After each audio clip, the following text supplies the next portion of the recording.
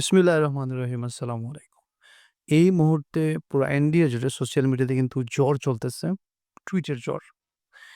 Moral of the situation হচ্ছে মনে হচ্ছে যে এবার রেজিম চেঞ্জ অপারেশন কনফার্ম হয়ে গেছে।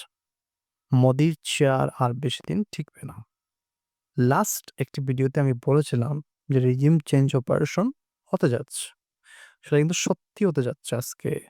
এবং যেভাবে মোদি আমেরিকার বিরুদ্ধে যুদ্ধ ঘোষণা করছে, ফার্স্ট অফ অল আপনি টুইটগুলো দেখুন, যেগুলো আপনার স্ক্রিনে দেখা যাচ্ছে।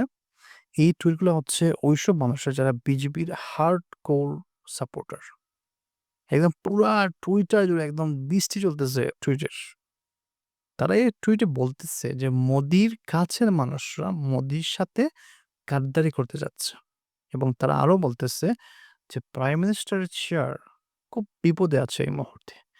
মেইন স্টোরি হচ্ছে আম্বানি কিন্তু মোদির রাইট হ্যান্ড হিসাবে কাজ করতেছে। এটা নতুন না। মোদি ক্ষমতায় আসার পর থেকে এই পর্যন্ত সাপোর্ট করে যাচ্ছে। কিন্তু হঠাৎ করে বিজিবি আম্বানির উপর অভিযোগ করতেছে যে আম্বানি মোদির গভর্নমেন্টের উপর রিজিম চেঞ্জ অপারেশন প্ল্যান করতেছে। এখন কোয়েকশন আসতে পারে, কারণটা কি? একটা প্রতিষ্ঠান আছে যার নাম হচ্ছে ওআরএফ। এটা হচ্ছে একটি থিঙ্ক ট্যাঙ্ক প্রতিষ্ঠান, যার ফুল ফর্ম হচ্ছে overseas research foundation.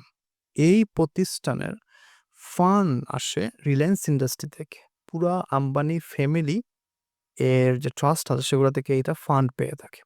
Latest news হচ্ছে যে আমেরিকার সাথে মিলে মোদির গভর্নমেন্টকে পরিবর্তন করার জন্য ওরা কাজ করতেছে। এটার কারণ হচ্ছে ওআরএফ কিন্তু ইন্ডিয়ান গভর্নমেন্টকে ইনফ্লুয়েন্স করতে পারে। অর্থাৎ তারা যদি চায় তাহলে নিউ পলিসি মেক করে গভর্নমেন্ট চেঞ্জের অপারেশন করতে পারে। যদি ওআরএফ রিসার্চ পেপার জারি করে গভর্নমেন্টের বিরুদ্ধে, তাহলে মোদির গভর্নমেন্ট তো টিকতে পারবে না।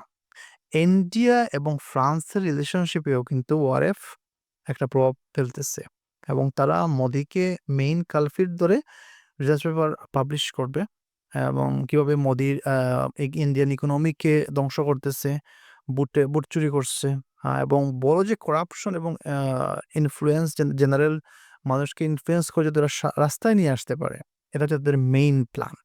তাদের কথা হচ্ছে যে ট্রাম্প চাচ্ছে যে মোদি গভর্নমেন্টটা যাতে পরিবর্তন হয়। কারণ যেহেতু আ মোদি ট্রাম্পের বিরুদ্ধে চলে এসছে, ওদের কথা মানতেছে না।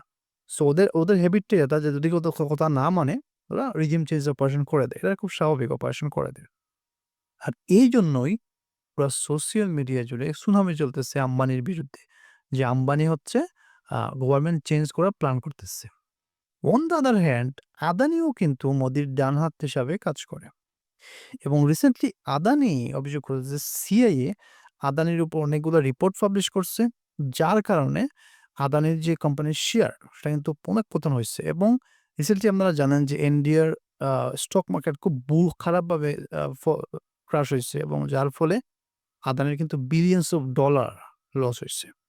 এবং এখান থেকে বোঝা যাচ্ছে যে সিআইএ চেষ্টা করতেছে আদানিকে ডাউন করার, এদিকে আম্বানি আর সিআইএ মিলে গভর্নমেন্টকে আ ফল করানোর চেষ্টা করতেছে। এই হচ্ছে বর্তমান আ নিউজ, যে তারা নেগে গেছে আসলে যে আমরা আ ইন্ডিয়া গভর্নমেন্টকে চেঞ্জ করে দেব। এখন এই চেঞ্জ করা কিন্তু একদম ইজি। কারণ হচ্ছে এই মুহূর্তে যে গভর্নমেন্ট আছে মোদি, সেটা হচ্ছে আ ঠুনকো বলতে পারেন।